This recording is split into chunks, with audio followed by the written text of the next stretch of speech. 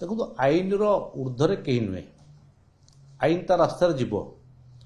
ତେଣୁ ମାନ୍ୟବର ସୁପ୍ରିମକୋର୍ଟ କ'ଣ ରାୟ ଦେଇଛନ୍ତି ଏବଂ ତାହା ପୁଣି କ'ଣ କରାଯିବ ତାହା ନିଶ୍ଚିତ ଭାବରେ ଯେଉଁ ଆଇନ ବ୍ୟବସ୍ଥା ଅଛି ଏ ଆଇନ ବ୍ୟବସ୍ଥା ତା ବାଟରେ ଯିବ ଏବଂ ତା କାର୍ଯ୍ୟାନୁଷ୍ଠାନ ଗ୍ରହଣ କରିବ। ଯେଉଁମାନେ ଏତେ ବ୍ୟସ୍ତ ହୋଇପଡ଼ୁଛନ୍ତି ଏବଂ ଯେଉଁମାନେ ଏତେ ବ୍ୟଗ୍ର ହୋଇପଡ଼ୁଛନ୍ତି, ମୁଁ ତାଙ୍କୁ ପ୍ରଶ୍ନ କରିବା ପାଇଁ ଚାହୁଁଛି ପ୍ରତାପ ଦେବଙ୍କୁ, ଯେ ଯେତେବେଳେ ପ୍ରତାପ ଜେନା ଟ୍ରିପଲ୍ ମର୍ଡର କରିଥିଲେ ସେତେବେଳେ ଆଇନ କୋର୍ଟ ମଧ୍ୟ ତାଙ୍କୁ 13 ନମ୍ବର ମୁଦାଲା କରିଥିଲା, ସେତେବେଳେ ସରକାର କ'ଣ କରୁଥିଲେ? ଆପଣ ବିଜୟ ଶଙ୍କର ଦାସକୁ ଯେତେବେଳେ କୋର୍ଟ ମାନେ ଦୋଷୀ ବୋଲି ଅଭିହିତ କରୁଥିଲା ସେତେବେଳେ ସରକାର କ'ଣ କରୁଥିଲେ? ବାନ୍ଧିଥିଲେ ବିଜୟ ଶଙ୍କର ଦାସକୁ, ଜଗତସିଂହପୁର ବିଧାୟକଙ୍କୁ, ଅରୁଣ ସାହୁଙ୍କୁ ବାନ୍ଧିଥିଲେ, ପ୍ରଣବ ବଳବନ୍ତ ରାୟକୁ ବାନ୍ଧିଥିଲେ, ମନ୍ତ୍ରୀ ଶ୍ରୀକାନ୍ତ ସାହୁ ସେତେବେଳର ତାଙ୍କୁ ବାନ୍ଧିଥିଲେ କି? ତେଣୁ ଇଏ କ୍ୟାପ୍ଟେନ୍ ଦିବ୍ୟଶଙ୍କର ମିଶ୍ର ଯାହାଙ୍କ କଥା ସେଭଳି ଭାବରେ ଆଲୋଚନା ଆସିଲା ଏବଂ ସେ କେସ୍ ପରିସର ଭିତରକୁ ଆସିଲେ, ତାଙ୍କୁ ସରକାର କ'ଣ ନେଇଥିଲେ?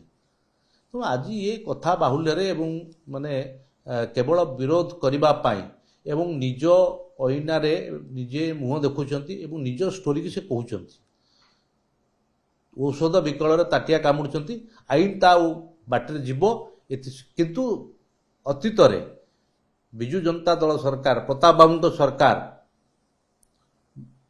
ଅଭିସନ୍ଧିମୂଳକ ରାଜନୈତିକ ଅଭିସନ୍ଧିମୂଳକ ରଖିକିରି ଖାଲି ଜୟନାରାୟଣ ମିଶ୍ର ନୁହନ୍ତି, ଜୟନାରାୟଣ ମିଶ୍ରଙ୍କ ସମେତ ଅନେକ ବିରୋଧୀ, ଅନେକ ବିରୋଧୀ ଦଳର ନେତାମାନଙ୍କୁ ହଉ ବା ଅନ୍ୟ କୌଣସି ଯେଉଁମାନେ ତାଙ୍କ ବିରୁଦ୍ଧରେ ଅଭିଯୋଗ ଆଣୁଥିଲେ, ସେ RTI ଆକ୍ଟର ଆକ୍ଟିଭିଷ୍ଟ ହଉ ମଧ୍ୟ ତାଙ୍କୁ କିଭଳି ଭାବରେ ଟର୍ଚର କରାଯାଉଥିଲା, ପୋଲିସ ମାଧ୍ୟମରେ ଗିରଫ କରାଯାଉଥିଲା, ତାଙ୍କୁ ଅତ୍ୟାଚାର କରାଯାଉଥିଲା, ଏ କଥା ଓଡ଼ିଶାବାସୀ ଦେଖିଛନ୍ତି।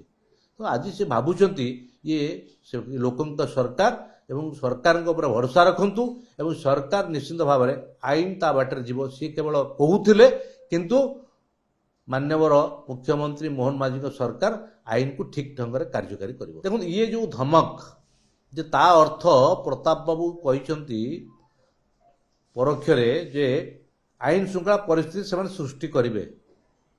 ଆଇନ ଶୃଙ୍ଖଳା ପରିସ୍ଥିତି ସୃଷ୍ଟି କରୁଥିଲ ଏବଂ ଲୋକଙ୍କୁ ହଇରାଣ କରୁଥିଲ, ସେଇଥିପାଇଁ ଲୋକେ ଆପଣଙ୍କ ଦଳକୁ ବିଦା କଲେ, ଆପଣଙ୍କୁ ସରକାରରୁ ବିଦା କଲେ।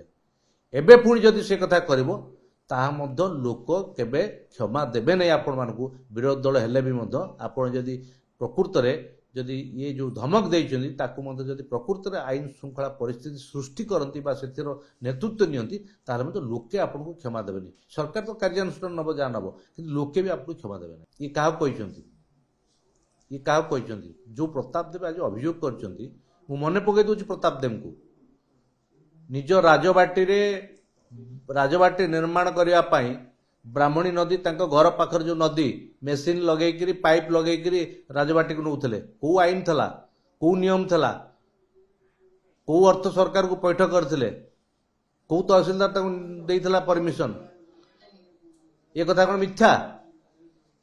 ତେଣୁ ସିଏ ଆଜି ଆଇନର ପାଠ ପଢ଼ଉଛନ୍ତି ଓଡ଼ିଶାବାସୀଙ୍କୁ। ମନ୍ତ୍ରୀ ଥିଲାବେଳେ ଯେଉଁଭଳି ଭାବରେ ଆଇନର ବିରୁଦ୍ଧରେ ଯାଇକିରି ଯେଉଁଭଳି କରୁଥିଲେ, ସିଏ ଆଜି ଆଇନର ପାଠ ପଢ଼ୁଛନ୍ତି। पात्र वीक फेस्टिवल सेल 15,000 पर्यंत संगे संगे कैशबैक तापुनी सहज किस्ती बिना सुध और जीरो डाउन पेमेंट रे केवल पात्र इलेक्ट्रॉनिक्स रे सबुठु भलो प्राइस पात्र इलेक्ट्रॉनिक्स।